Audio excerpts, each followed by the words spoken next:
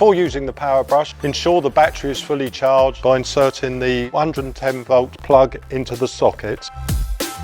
Before attaching the forklift to the power brush, ensure the 110 volt lead is removed and the battery is charged.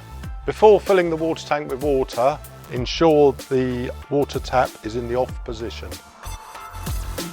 Remove the water tank cap, fill the tank with water, replace the tank cap. As part of your pre-use check, we need to just check the bearings on the wheels. Check for hydraulic leaks.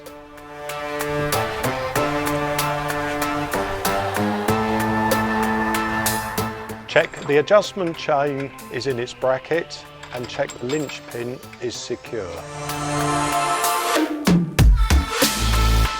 Insert the forks into the fork pockets.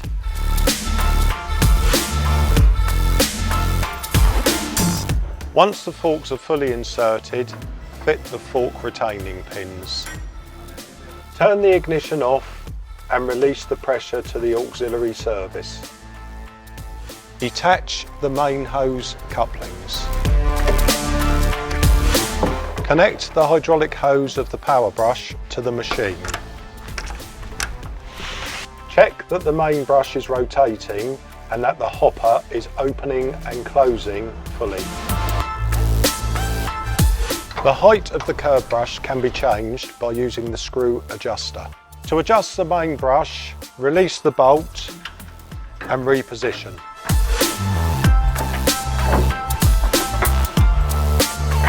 To operate the water system, turn the water tap on. Check the water is flowing from the dispenser bar. For the pressurised water system, turn the electric switch on. The power brush is now ready for use.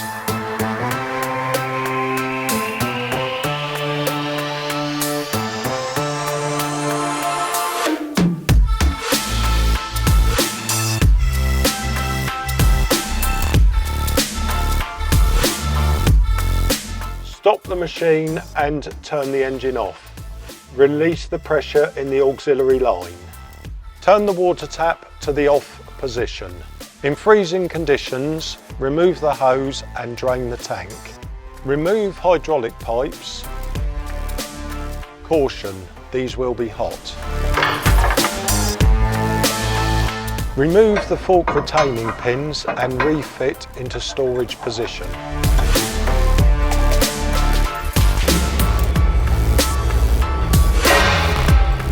After use, lubricate the grease points.